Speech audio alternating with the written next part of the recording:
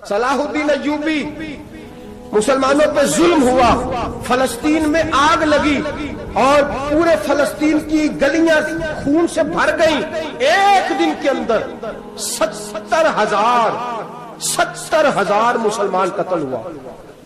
گھوڑوں سے سڑکوں پہ چلا نہیں جاتا تھا، گھوڑے پھسلتے تھے، اتنا خون تھا، اور کچی سڑکیں تھی، اتنا خون تھا۔ پہلے کچی زمین نے خون پیا، پھر خون اس سے باہر آیا، پھر بھی اتنا 70,000 آدمی قتل ہوا۔ صلاح الدین ایوبی کون تھے؟ میرے غوث اعظم جیلانی کے مدرسے کے طالب علم تھے۔ جامعہ نظامیہ مدرسہ، یہ مدرسے ہیں جنہوں نے دین کے مجاہد پیدا کیے، مدارس ہیں جنہوں نے دین کے مجاہد پیدا کر کے پوری دنیا کے اندر پھیلائے ہیں۔ مدارس کے اندر دہشت گردی آئی، میں اختلاف نہیں کرتا، لیکن ابھی بھی مدرسے ہیں جن مدرسوں سے رسول اللہ کے دین کا سچا درس دیا جاتا ہے، امن، پیار اور محبت کی فضا کو عام کیا جاتا ہے وہ مدارس، اور انشاءاللہ قیامت کی صبح تک وہ مدرسے قائم رہیں گے۔ صلاح الدین ایوبی مدرسے کے طالب علم ہے، مدرسے کا، لیکن مدرسہ اس کا تھا جو ساتھ درویش بھی تھا۔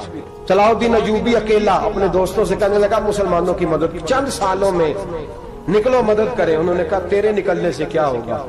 کہنے لگا میں نے نہیں نکلنا، میرے اللہ نے میری مدد کرنی ہے، میرے اللہ نے میری اٹھ باندھ کمر، کیا ڈرتا ہے پھر دیکھ خدا کیا کرتا ہے، اور میں مجھے نکلنے دے، اللہ میری مدد کرے گا۔ تھوڑا تھوڑا کر کے فوج جمع کی، کوشش کی۔ چند سالوں کے بعد اسی جگہ جہاں مسلمانوں کا خون بہا تھا، اللہ نے اسلام کا جھنڈا پھر سے بلند کر دیا۔ صلاح الدین ایوبی فاتح بن کے مسجد اقصی کے دروازے پہ کھڑا ہے۔ چند سال گزرے، عیسائیوں کا اپنا وہ ظلم ابھی یاد ہے، اور عیسائی سارے لیڈر کہتے ہیں تیاری کر لو، اب ہمارے بچے کاٹے جائیں گے، عورتیں بیوہ ہوں گی، گردنیں کٹیں گی، اب دیکھنا جتنا خون ہم نے بہایا تھا مسلمان اس سے دگنا بہائیں گے۔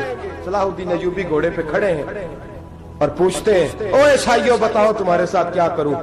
گردنیں جھک گئیں، جواب کوئی بھی نہیں۔ کہا تم نے 70,000 مسلمان ایک دن میں مارا تھا، بولو تمہارے ساتھ کیا کروں؟ تم نے ایک دن میں مسلمان یوں کاٹے جیسے گاجر مولی کاٹی جاتی ہے، بولو کیا کروں؟ عیسائی کہنے لگے ہمیں اپنے ظلم یاد ہے، تشدد یاد ہے، بربریت یاد ہے، تو بہتر جانتا ہے تو نے کیا کرنا ہے۔ صلاح الدین ایوبی گھوڑے پہ فاتح کھڑا ہے، آنکھوں میں آنسو آئے، تڑپ کے رویا، کہنے لگا میں تمہارے ساتھ وہی سلوک کروں گا جو میرے مصطفیٰ نے قریش مکہ کے ساتھ فرمایا تھا، لا تصریب علیہ، جاؤ تم پر کوئی زیادتی، جاؤ تم آزاد ہو۔ اس نے کہا تو کر کیا رہا ہے؟ کہنے لگا میں کیا کروں، میں اس محمد کا ماننے والا ہوں جس نے معاف کرنا سکھایا ہے صلی اللہ علیہ وسلم، میرے پیروں میں زنجیر ہے رسول اللہ کی غلامی کی، جاؤ تم آزاد ہو۔ اس نے کہا تم آزاد ہو، لوگوں نے کلمہ پڑھنا شروع کر دیا، اشہد ان لا الہ الا اللہ واشہد ان محمدن عبدہ۔ سارے قبیلے کے کچھ نہ کچھ لوگ مسلمان، ایک قبیلہ رہ گیا مسلمان نہیں ہوتا۔ صلاح الدین ایوبی اپنے خیمے میں بیٹھے ہیں تو ایک بی بی آ گئی، اس قبیلے کا کوئی شخص مسلمان نہیں ہوتا۔ بی بی آئی، آگے کہنے لگی میرے 4 بیٹے جنگ میں کھو گئے، چھوٹے چھوٹے بچے جنگ میں کھو گئے، مل نہیں رہے، فوجیوں کو حکم دے مجھے میرے بچے تلاش کر کے دیں۔ صلاح الدین ایوبی نے جھٹ پٹ سر پہ امامہ باندھا، نیزہ پکڑا، سینے بند باندھا، اپنے جبے کو سمیٹا اور باہر کہنے لگی تو کدھر جا رہا ہے؟ کہنے لگا میں خود تیرے بچے تلاش کر کے دوں گا۔ صلاح الدین چند سپاہی ساتھ ہے، گلی گلی نکلے، گلی گلی، فجر کے نکلے، اثر ہو گئی، تھک گئے، 2 نمازیں صحرا میں پڑھی، جنگل کے اندر پہنچے تو ایک کونے میں 4 بچے ایک جگہ ڈرے اور سہمے ہوئے بیٹھے ملے۔ صلاح الدین ایوبی اٹھا کے لائے، ماں کو کہنے لگے تیرے بچے ہیں، نکلا اس لیے تھا کہ میرے نبی نے فرمایا بچے جدا ہوں تو ماں کو درد بڑا ہوتا ہے، اور میرے رسول نے فرمایا تھا جب جنگ کرنے جاؤ تو کھیت برباد نہ کرنا، فصلیں تباہ نہ کرنا، بچوں کو ماں سے جدا نہ کرنا۔ فرمایا میں سوچ رہا تھا تیرے بچے کہیں میری وجہ سے جدا ہو گئے تو مصطفیٰ کو جواب کیا دینا؟ فرمایا تیرے بچے ڈھونڈ کے لایا ہوں۔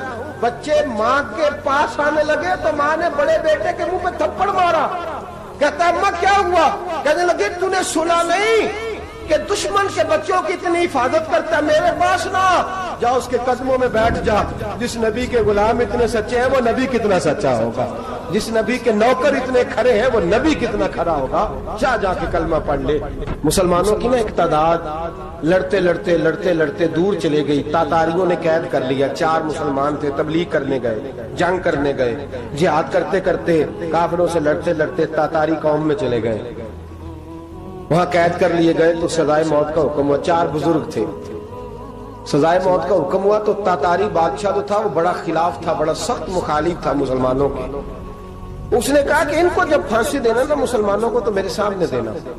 اب 4 عالم ہیں، 4 صوفی ہیں، سفید داڑیاں، سر پہ امامے۔ پھانسی کا وقت آیا تو جو پھانسی گھاٹ ہے وہ ایک ہے، چاروں کو اکٹھے پھانسی نہیں ہو سکتی۔ ایک کو کہا کہ ایک ایک کر کے ان کو پھانسی دو۔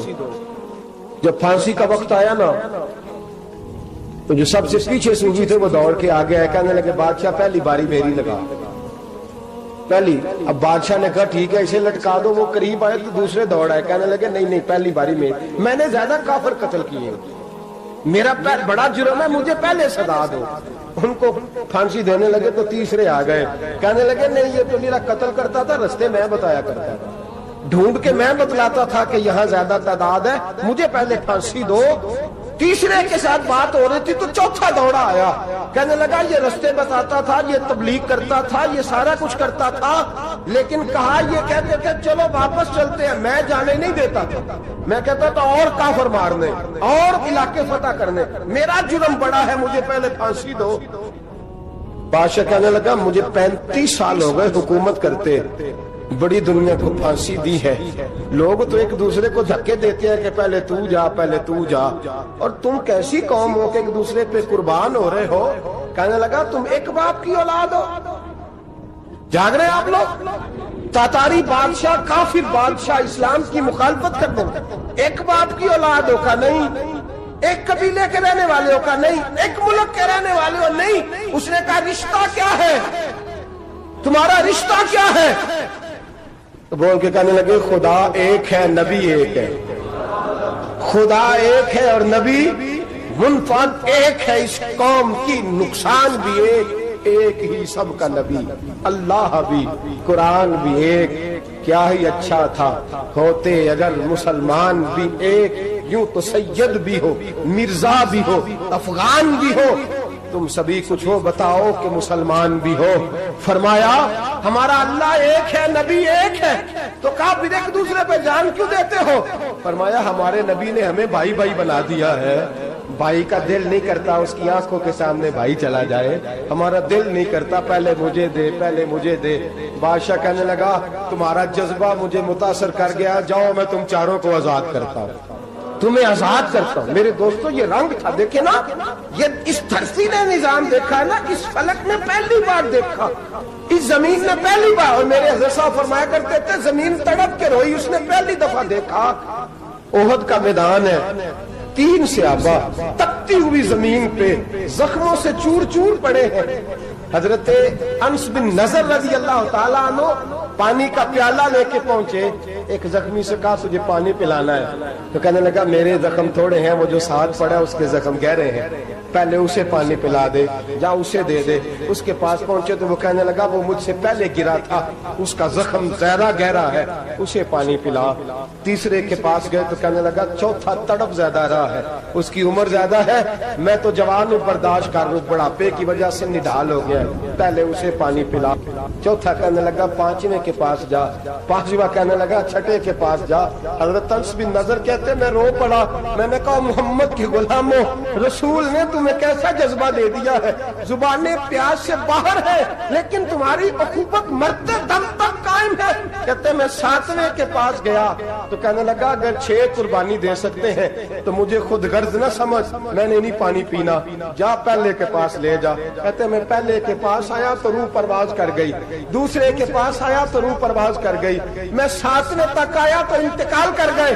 کہتے ہیں پانی کا پیالہ میں نے اٹھایا اور میں نے زمین پہ رکھا تو میں نے کہا پانی کھوا رہنا، محمد کے غلام مر تو جاتے ہیں پر ایک دوسرے کا خیال بڑا رکھا کرتے ہیں، کھوا رہنا، یہ مر جایا کرتے لیکن ایک دوسرے کا درد۔ میرے دوستو لٹا ہوا برما، روتے ہوئے مسلمان، سسکیاں اور آہیں لیتی ہوئی مائیں پوچھتی ہیں اے خاصا اے خاصان رسول، وقت دعا ہے، امت پہ تیری آ کے عجب وقت پڑا ہے، وہ دین جو بڑی شان سے نکلا تھا وطن سے، پردیس میں وہ دین آج غریب الغربا ہے۔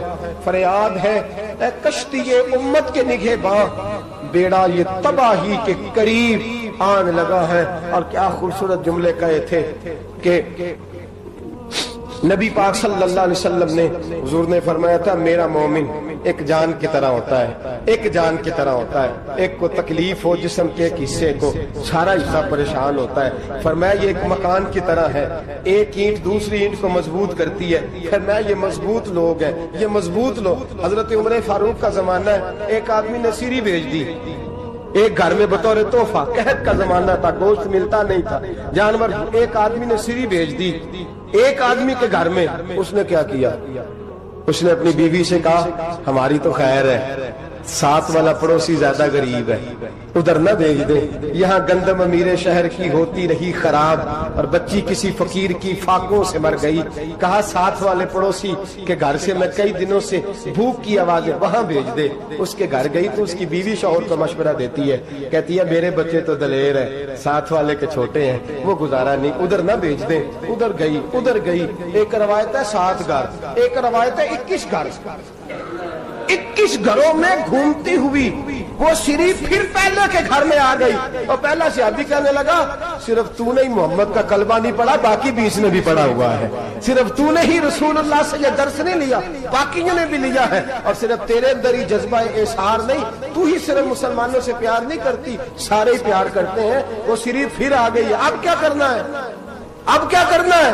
تو امام نبوی نے لکھا ہے، وہ کہنے لگی کرنا کیا ہے؟ پکاؤں گی میں اور کھائیں گے 21 گھر، پھر بھی اکیلے نہیں کھائیں گے، پکاؤں گی میں اور کھائیں گے 21 گھروں کے مطابق شوربہ پکا، اور پھر برتن میں ڈال کے وہ بی بی ایک گھر کا دروازہ کھٹکھٹاتی ہے، کہتی ہے مصطفیٰ کے غلاموں نکلو باہر اور کھاؤ، اس لیے کہ جس نبی نے مجھے پیار کا حکم دیا اسی نے تمہیں بھی پیار کرنا سکھایا ہے، یہ رنگ چشم فلک نے سکھایا ہے۔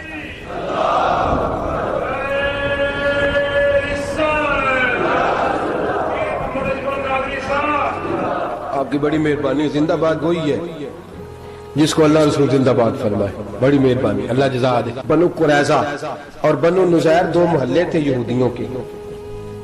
یہودیوں نے بڑی عہد شکنی کی تو نبی پاک صلی اللہ علیہ وسلم نے ان کو بے دخل کر دیا، مدینے سے نکال دیا، مدینہ منورہ سے۔ یہودی نکل گئے مدینہ طیبہ سے، تو جب وہ نکل کے جا رہے تھے تو ان کے مکان، ان کے باغ، ان کی جائیدادیں بچ گئی۔ نبی پاک علیہ السلام نے انصار مدینہ کو پہلے بلایا، جاگ رہے ہیں نا آپ لوگ؟ پیسے آتے کسی کو برے لگتے ہیں، اب تو یہ بھی حلال حرام کی تمیز بھی اٹھتی جا رہی ہے۔ جائیداد، باغ، مال، علاقہ خالی ہوا ہے، وہ چلے گئے اور لوگ تو ڈھونڈتے پھرتے ہیں۔ اللہ خیر فرمائے، شاملہ جگہ ملتی نہیں اب شہروں میں، وہ کس کس نے نام کرا لیا، کدھر گئی ہے کوئی خبر ہی نہیں، خالی جگہ پڑی ہے۔ میرے نبی پاک علیہ السلام نے پہلے انصار مدینہ کو بلایا، حضور نے فرمایا انصاریوں بہت بڑی جائیدادیں یہودیوں کی، بنو نذیر اور بنو قریظہ محلے خالی ہو گئے، میرا دل کرتا ہے وہ تمہیں دے دوں، اس لیے کہ تم نے اپنے مہاجر بھائیوں کے ساتھ بڑا تعاون کیا، جائیدادیں تم نے دے دی ہیں، مکانات دے دیے ہیں، بڑا کچھ تم نے دیا ہے، میرا دل کرتا ہے وہ تمہارے نام کر دوں۔ تو انصار مدینہ کیا کہنے لگے یا رسول اللہ دے تو ہم نے دیا ہے پر وہ بیچارے جھجکتے ہی رہتے ہیں، وہ جھجکتے ہی رہتے ہیں، کھول کے ہماری چیزیں استعمال نہیں کرتے۔ تو حضور ہم تو پہلے ہی انصار ہیں، ہمارے پاس بڑا کچھ ہے، آپ مہربانی فرمائیں وہ سارا کچھ مہاجروں کو دے دے، مہاجرین کو ہمیں نہیں چاہیے۔ اب چلے گئے بات کر کے، میرے حبیب پاک نے مہاجروں کو بلا لیا، فرمایا بنو نذیر اور بنو قریظہ قبیلے کی جائیدادیں آئی ہیں، تمہارے پاس بظاہر جو چیزیں ہیں بھی وہ بھی انصار مدینہ کی ہیں، تو میرا یہ خیال ہے کہ وہ سارا کچھ تمہیں دے دیا جائے۔ ابو بکر صدیق رضی اللہ تعالیٰ عنہ کہنے لگے یا رسول اللہ صلی اللہ علیہ وسلم ہمارے انصار بھائیوں نے ہمارے لیے دل تک کھول دیے ہیں، حضور انہوں نے ہر چیز بانٹ کے ہمارے سامنے رکھ دی ہے، ہم اتنے خرد غرض ہیں کہ سارا کچھ لپیٹ جائیں۔ کہ حضور ہمارے پاس جو مکان ہے وہ ہے، ہم کاروبار کر رہے ہیں، تجارتیں کر رہے ہیں، مزدوریاں کر رہے ہیں، ہم انشاءاللہ اور بنا دیں گے، آپ یہ ہماری طرف سے ہمارے انصار بھائیوں کو گفٹ کر دیں۔ آپ انہیں دے دیں. میرے حبیب کی آنکھوں میں آنسو آ گئے. میرے نبی پاک علیہ السلام رو پڑے. یا رسول اللہ آپ کیوں روتے ہیں؟ فرمایا تمہارا یہ بھائی چارہ قائم رہا تو اللہ اسلام کو بڑی قوتیں عطا فرمائے گا.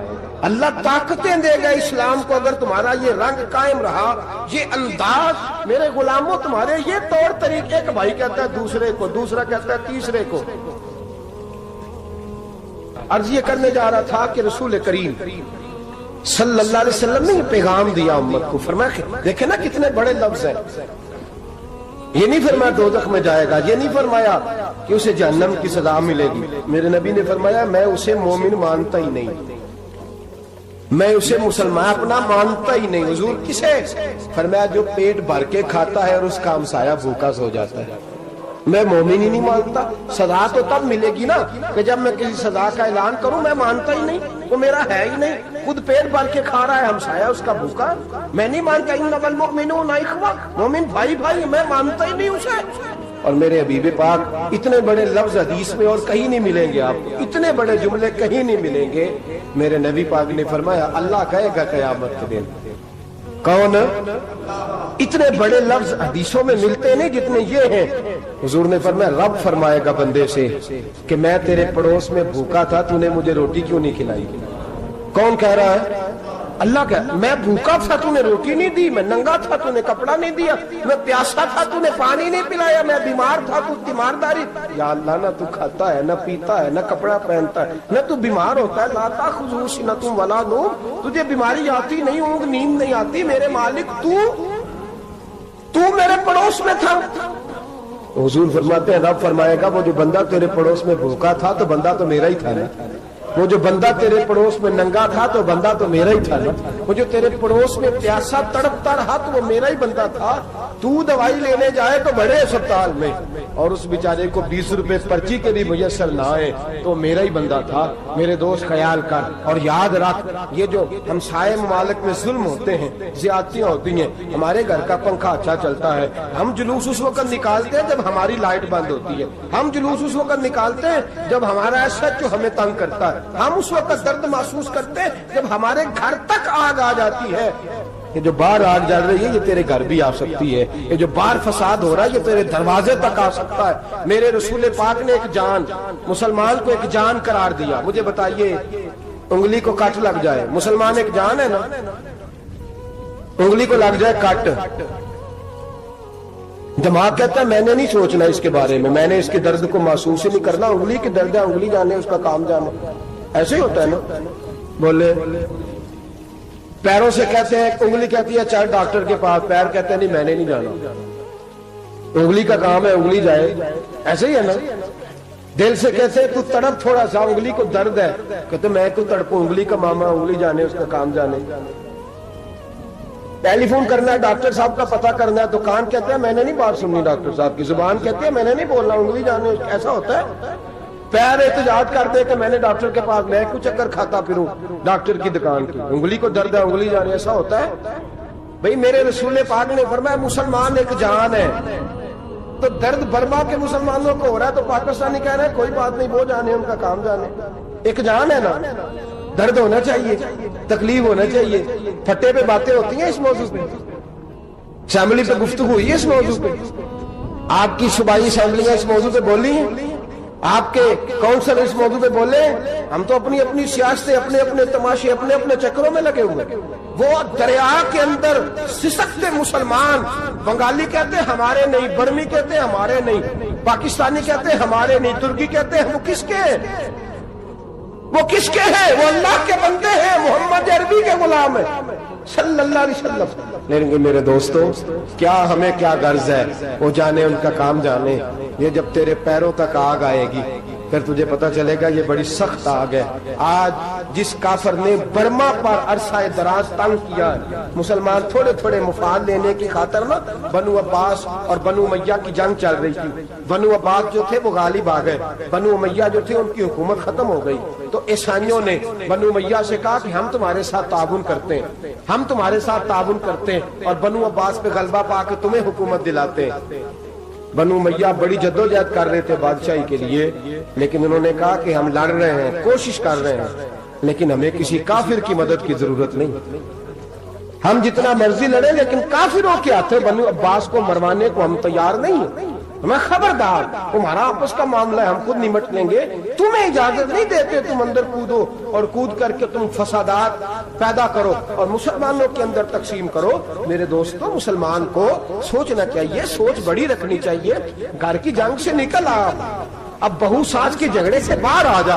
اب محلے کی سیاست چھوڑ کے باہر کا سوچ. اب اسلام کو تیری حاجت ہے. اب پوری دنیا جب مسلمان کو دیکھے نا، فیس بک یوز ہوتی ہے، اس پہ نوجوان جب اسلام کی بات کرنے لگے گا، اس پر جب بڑا اسلام کی بات کرنے لگے گا، پوری دنیا میں پیغام جائے گا کہ مسلمان اب جاگنے لگا ہے، مسلم خوابیدہ بیدار ہونے لگا ہے. اب اس کی آنکھیں کھلنے لگی ہیں. اب یہ اپنے مذہب کی بات کرتا ہے. اب یہ اپنے ملک سے، صوبے سے، برادری سے نکل کر بولتا ہے. اب یہ کہتا ہے کہ بازو تیرا توحید کی قوت سے قوی ہے، اسلام تیرا دیس ہے، تو مصطفی ہے. اب یہ بڑی سوچ رکھتا ہے. اب یہ عالمی بات کرتا ہے. میرے دوستو، ہمارا تو حال یہ ہے. امام اعظم ابو حنیفہ کا فتویٰ ہے، آپ فرماتے ہیں جو مولوی عالمی حالات سے باخبر نہ ہو وہ جمعے کی تقریر نہ کرے، وہ مسلمانوں کی رہنمائی نہیں کر سکتا. عالمی حالات سے جو خبردار نہ ہو. تو جس کو چھٹی ہو جائے، تو نے ختم نہیں پڑھا، دوڑ جا مسجد سے. تو ختم نہیں پڑھتا، ہمارے تجھے پتہ ہی نہیں دکان رہتا ہے، بھاگ جا. وہ عالمی حالات پہ بات کرے گا، کیونکہ بیچارے کو تو پتہ ہے میری سویرے چھٹی ہو جانی. سیاست کا لفظ چھیڑا نہیں تو میں گیا نہیں.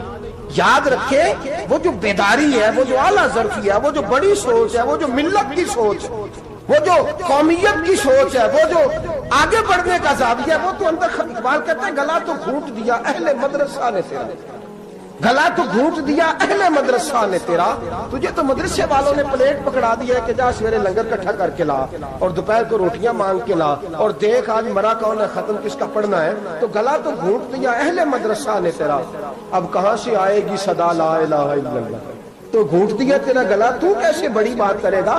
بڑی بات کے لیے بڑی سوچ چاہیے، بڑی تگودو چاہیے، بڑی کوشش چاہیے، بڑا حوصلہ چاہیے. مسلمان چھوٹی چھوٹی لڑائی میں، چھوٹی چھوٹی جنگ میں، ایک دکاندار دوسرے دکاندار سے لڑ رہا ہے، گلی والا دوسری گلی والی سے لڑ رہا ہے، محلے والا محلوں پہ اعتراض. ایک شہر میں رہنے والے میں نے دوسرے محلے پہ اعتراض کرتے دیکھے. یقین کریں، ایک شہر میں رہنے والے، علاقے میں بسنے والے کہتے ہیں بھائی توبہ ہے اس محلے تو اللہ ہی بچائے. لا حول ولا قوت. وہ جو تقسیم در تقسیم کی سوچ ہے، اس نے چھوٹے چھوٹے ٹکڑوں میں مسلمانوں کو بانٹ دیا ہے. چھوٹی چھوٹی تقسیم ہے، چھوٹا چھوٹا ہمارا مزاج ہے، چھوٹی سوچ ہے. بڑی سوچ کی بات سنیے. صلاح الدین ایوبی، جاگ رہے ہیں نا آپ لوگ؟ تو آخر حضرت صاحب ایڈی وڈی گل چھیڑ چھڑی ہے، یہ مطلب ہی کون نہیں. کنے برما جانا ہے تو کنے مدد کرنی ہے. میں تو بھائی فریضہ سر انجام دے رہا ہوں. میرے نبی نے فرمایا برائی کو یا ہاتھ سے بدل، ہاتھ سے نہیں بدل سکتا تو زبان سے تو بولنا. تو میں معذور ہوں، کمزور آدمی ہوں، ہاتھ سے بدلنے کی طاقت نہیں رکھتا، تو دوسرے درجے پہ تو مجھے عمل کرنے دو نا. اثر کرے نہ کرے سن تو لے میری فریاد، نہیں ہے داد کا طالب یہ بندہ آزاد. رونے تو دو، تڑپنے تو دو، آہیں تو بہانے دو، سسکیاں تو لینے دو، مار کھائیے تو تڑپنے تو دو. وہ قرآن پاک برما میں پابندی لگی ہے تو میں یہاں سوچنے لگا ہوں کہ وہاں تو پابندی لگی ہے، یہاں پہلے لوگ کوئی نہیں پڑھتی. معاذ اللہ تعالیٰ حالات دن پہ دن مسلمانوں کے لیے ایک ایک کر کے. افغانستان میں جو آگ لگی تھی، پھر وہ عراق میں بھی لگی، پھر وہ لیبیا میں بھی لگی، پھر وہ مصر میں بھی لگی، پھر وہ یمن میں بھی لگی. سعودی عرب میں دھماکے ہوئے، میرا دل تڑپا ہے، مجھے پریشانی ہوئی. میں بچے 5 تھے، میں بڑا ڈسٹرب ہوا. میں نے کہا یار یہ ہمارا سب کا اجماعی عقیدت کا مرکز ہے. ہم کم از کم 1000 اختلاف کے باوجود کہا کرتے تھے کہ عرب میں امن ہے یار، وہاں سکون ہے، وہاں دکانیں کھلی چھوڑ کے لوگ چلے جاتے ہیں. وہاں بھی فساد ہونے لگا، وہاں بھی آگ بڑھ گئی ہے. لیکن ہم صرف چھوٹی چھوٹی کر کے جب آگ بجھانے کی کوشش کریں گے، اس وقت آگ نہیں بجھے گی. جب ہر آدمی اپنے پیالے میں پانی لے کے آئے گا، ہر شخص اپنے گھر کی نل چلائے گا، ہر شخص نلکا چلائے گا اور پانی نکال کے یہ آگ بجھائے گا، تب یہ آگ بجھے گی. ہر آدمی کو کردار، سوچ بڑی کریں، نظریہ بڑا کریں، ملت کی بات کریں، مسلمان ہو کے سوچیں، مسلمان ہو کے سوچیں. خدا را نکلے یہ گھر کے جھگڑوں سے، تھوڑی دیر کے لیے اپنے آپ کو بڑا کریں، بڑی سوچ آپ بنائیں. جب دوستیاں لگائیں، یارانے لگائیں، کہ چھوٹے موٹے حساب سے بچیں. بابا بلے شاہ صاحب فرماتے کورے ورک کتاب نہیں ہوندے، ਕੋਰੇ ਵਰਗ ਕਿਤਾਬ ਨਹੀਂ ਹੁੰਦੇ, ਪੱਥਰ ਦਿਲ ਗੁਲਾਬ ਨਹੀਂ ਹੁੰਦੇ। ਉਹ ਬੁੱਲਿਆ ਯਾਰੀ ਸੋਚ ਕੇ ਲਾਈ, ਯਾਰਾਂ ਨਾਲ ਹਿਸਾਬ ਨਹੀਂ ਹੁੰਦੇ। پھر ذرا نکلے اس حساب کتاب سے باہر، بلیا یاری سوچ کے لائیں، یارہ نال صاحب نہیں ہوندے۔ پھر ذرا بڑا ذہن کرے، چھوڑے اپنے صاحب یبصرون علی انفسہم وَلَنَبْلُوَنَّکُمْ بِشَیْءٍ مِنَ الْخَوْفِ وَالْجُوعِ وَنَقْصٍ مِنَ الْأَمْوَالِ وَالْأَنفُسِ وَالثَّمَرَاتِ۔ پھر حساب کتاب سے نکلے، پھر امام علی مقام کی طرح یہ سوچ بنائے کہ حسین کے بچے چلے جائیں تو کوئی حرج نہیں، امت پر آنچ نہیں آنی چاہیے۔ ایک امام علی مقام، کل تک امام میدان میں کھڑے تھے تو اکیلے تھے، لیکن آج پوری دنیا کہتی ہے حسین ہمارا ہے، حسین ہمارا ہے۔ آج نظریہ امام علی مقام زندہ ہے، تو اکیلا ہے تو کھڑا ہو، یہ نہ کہا کر چھوٹی سی مسجد ہے، ایک کونا کا کھڑکاوا، مولانا تقریر کر رہے ہیں تو کیا بنے گا؟ ایک آواز کہیں سے گونجا کرتی ہے، پھر اس میں تاثیر میرا اللہ پیدا فرما دیا کرتا ہے، پھر اس کے اندر قوت میرا رب پیدا فرما دیا کرتا ہے، پھر اللہ اس میں تاثیر پیدا کر کے چار دانگ عالم میں پھیلا دیا کرتا ہے۔ جب آپ نماز پڑھ رہے ہوتے ہیں، جب آپ کا مصلی آباد ہوتا ہے، صلاح الدین ایوبی ایک بزرگ سے ملاقات ہو گئی، بیت المقدس پر قبضہ تھا عیسائیوں کا، تو صلاح الدین بڑے پریشان تھے۔ وہ بابا جی کہنے لگے پتر کیا ہوا؟ کہنے لگے حضور پتہ چلا ہے دشمن کے 2 بحری بیڑے اسلحہ لے کے آ رہے ہیں، مسلمان پہلے ہی کمزور ہیں، اور اب اگر 2 بحری بیڑے اور آ گئے تو حضور مسئلہ بن جائے گا۔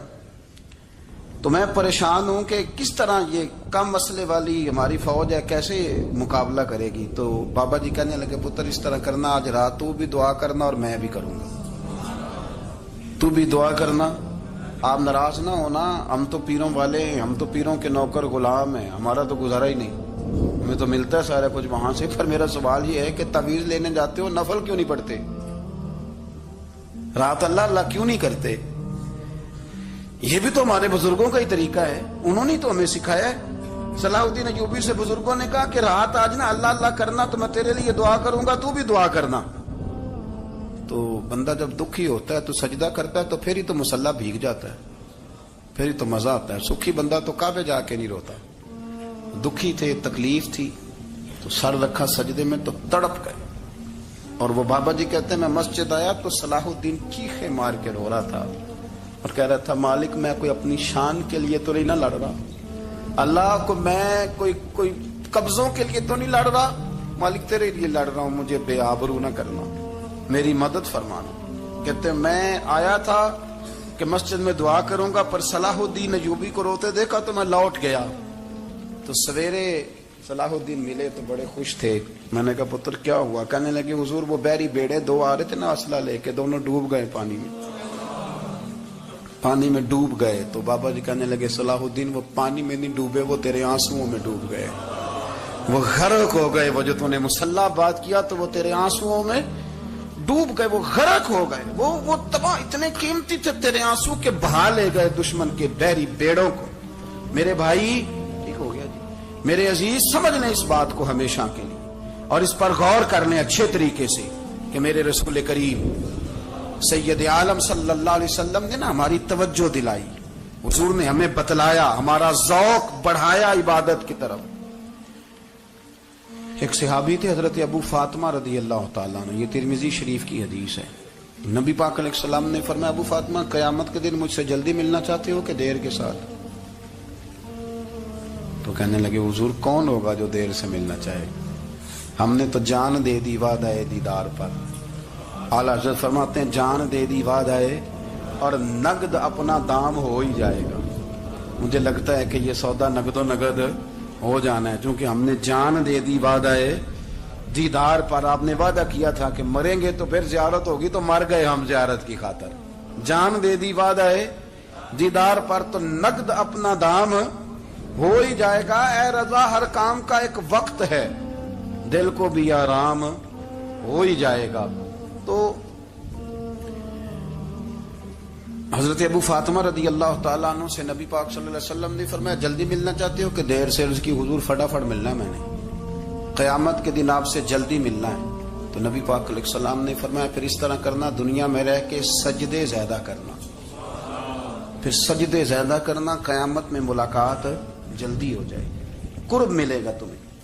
اپنے بچوں کے اندر دیکھیں نا، ہم شوق پیدا کرتے ہیں، ہمیں صحیح لفظ نہیں بولنے آتے پر ہم بچوں میں شوق پیدا کرتے ہیں کہ پتر ڈاکٹر بن جائے گا تو بڑا نفع کرے گا، تو لوگوں کی خدمت کرے گا، ملک و ملت کی خدمت کرے گا، تیرے ابا کا نام روشن ہوگا، تیرے دادا کی تعریفیں ہوں گی. ہم یہ ذوق پیدا کرتے ہیں. ہم اپنے نوجوانوں کے اندر یہ فکر پیدا کرتے ہیں، انہیں ہم سمجھاتے ہیں کہ میاں جب تم پڑھو گے، محنت کرو گے تو فلاں آدمی کی طرح تمہارا نام ہوگا. یہ جتنا ذوق ہم بچوں کے اندر ان چیزوں کا پیدا کرتے، ہمیں حکم ہے کسی طرح ہم ذوق پیدا کریں کہ پتر نماز پڑھے گا تو اللہ راضی ہو جائے گا، تو سجدہ کرے گا. دیکھیں نا میرے رسول کریم علیہ السلام نے فرمایا 7 سال کے بچے کو مسجد لے کے جاؤ، یعنی اسے شوق دلاؤ، اس کے اندر یہ خاصیت پیدا کرو کہ اس کا دل کرے مسجد میں جانے کو، اس کے اندر یہ خصوصیات لاؤ کہ وہ ہمارے ہاں نا ہر چیز کو پرموٹ کیا جا رہا ہے، ہر چیز کو یعنی سر سنگیت سکھانے کے لیے اکیڈمیاں بن گئی، ہر شے پرموٹ ہو رہی ہے. عبادت کا جذبہ کم ہوتا جا رہا ہے، اللہ کا ذوق ہمارے اندر نہیں رہا. اور اتنا مشکل ہم نے اپنے لیے بنا لیا ہے کہ وہ بندہ جو بڑی زبردست مذہبی گفتگو کر رہا تھا اور تگڑی بات کر رہا تھا، کیا بات ہے، لیکن نماز کے بارے میں کمزوری دکھا جاتا ہے، نوافل کے بارے میں وہ چپکے سے نکل جاتا ہے. امام احمد بن حنبل رحمۃ اللہ تعالی علیہ، مسند امام احمد بن حنبل 14 جلدوں میں ہے مارکیٹ میں، اور مجھے تو خیر پسند ہی پڑی ہے، میں نے کئی دفعہ پڑھی ہے. اور کیا بات ہے امام احمد بن حنبل، کیسے تگڑے قسم کے محدث تھے اور اللہ نے کتنا انہیں اعزاز عطا فرمایا ہوا.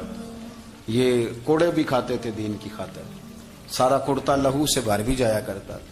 بڑا اعزاز والا شخص تھے، بڑے اعزاز والے. حدیثیں جمع کرنا، حدیثیں لکھنا، حدیث پڑھانا، سارا دن رہتے تھے. کہہ سکتے تھے کہ میں کر تو رہا ہوں کام، اور حدیث بھی موجود ہے کہ عالم عابد سے افضل ہوتا ہے، پر اس کے باوجود امام احمد بن حنبل رحمۃ اللہ علیہ 300 نفل فرض نمازوں کے علاوہ پڑھا کرتے تھے. 300 نوافل روز پڑھا کرتے تھے. ان کے بیٹے نے کہا ابا جی مکان خریدنا ہے تو وہ جگہ کہاں کر کے لوں، بہت ساری آبادیاں تھیں. فرمایا پتر وہاں لینا جہاں مسجد قریب ہو.